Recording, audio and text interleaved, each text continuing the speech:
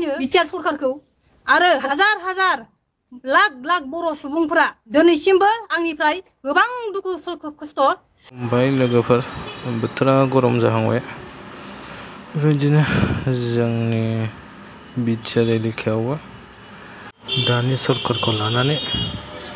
गुदुं जाबाय थायो दुंहाव थासारि जायो बेनि फारसे आं फंनैसो बुंनो सानो लोगोफोर सिगांग्रो नैबे भिडिअखौ नायग्रोनोसै मा थासारि जानानै दं जोंनि बिटिआराव लाख लाख बर' सुबुंफोरा दिनैसिमबो आंनिफ्राय गोबां दुखु खस्थ' सैनो गोनां जागासिनो दं आखायाव हाथियार लानानै सोमावसारनायनि बिर जोहोलावनि फिसाफ्रा हा हु फाननांबाय धन सम्पति फारसेनिफ्राय जोबलांजोब थाखा फैसाफ्रा बबेयाव मा जानानै दं बिनि हिसाबखौ हो बिटिआर सरकारा जाय सरकारा बर' फिसाफोरनि गांनाय उखैनायखौ जेबो बुजि रोङा एबा मिथि रोङा बैफोरबायदि सरकारखौ जोंनो मानो नांगौ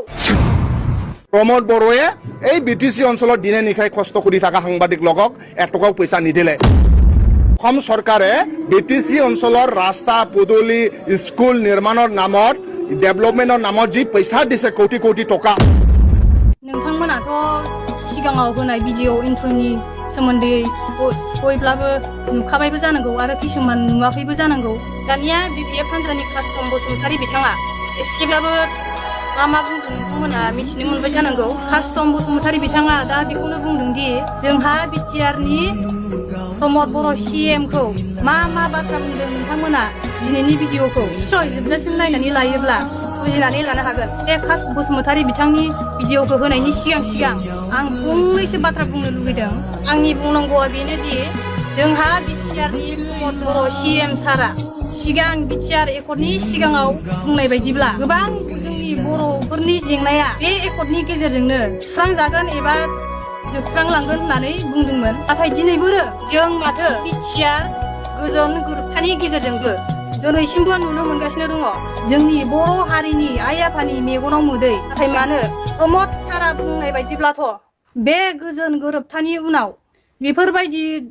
दुखु दाहा दिनैसिमबोथ' थानो मोनलामोन ना बेनो नामा अब्ला गोजोन गोरोबथानि फिथाइया दा जों बेयावनो हमनो हायो जे बिटिआर सरकारनि थगायनाय थगायैखौ जुदिहे थगायाखैमोनब्ला जोंनि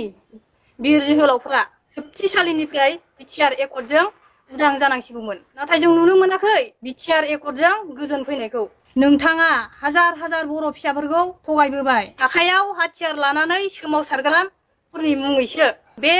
बे बिटिआर एकर्डखौ खालामदोंमोन नाथाय बिटिआरनि एकर्डनि गेजेरजोंबो दिनै बिथांमोना जोबथिसालियाव मानो दा नोंथाङा सासे बर'फोरनि लिडार हिसाबै बैफोरबायदि बाथ्राखौ एबा बैफोर न'खरनि दुखु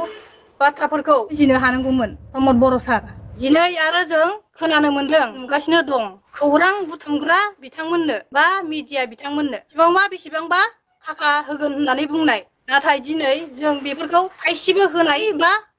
खोनानो मोनाखै अब्ला बैफोरबायदि सेन्ट्रेल सरकारनिफ्राय जिखिनि बिटिआर रायजोनि मुङै खौथि थाखा फैसा होगासिनो दं बै थाखा फैसाफ्रा बबेयाव मा जानानै दं बिनि हिसाबखौ हो बिटिआर सरकारा अर्थात प्रमोद बर' सारा आरो बे बिटिआर एकर्डनि गेजेरजोंनो गोबांथार बर' रायजो राजा गोरिब दुखियाफोरनो रां रुफानि अनसुंथाइ माबा अनसुंथाइ होनो गोनांमोन नाथायबो दिनैसिमबो थाइसेबो थाखा गैया आननाखि दस्रानि खोथाखौनो दोनथ' जोंनो दिनै बा आंनो दिनै गोरिब न'खरनि आइजो जानानै गुवाहाटि जायगायाव एबा गुबुननि आइथिं भिडिअखौ नुनानै मिन्थिखाबाय जानांगौ नोंसोर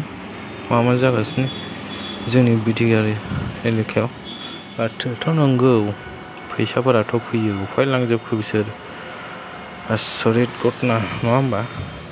रायजोफोर जों बिदि बुंबाय थानानैल' जानाय नंला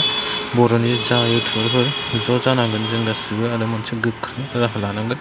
बे बेखार मन्थ्रिफोरनि थाखाय जेब्लागौमानि बिसोर बुजिया जेसेबां मन्थ्रि गोदान फैयो बिसोर बिदिनो खालामबाय थागोन रायजो राजाफोरजों ओंखायनो जों जयै मोनसे राहा लानांगोन राहा लानानै जों फुरा एक्सनखौ मावनांगोन आरोखि गोजोनथों साबस्क्राइब खालामना हो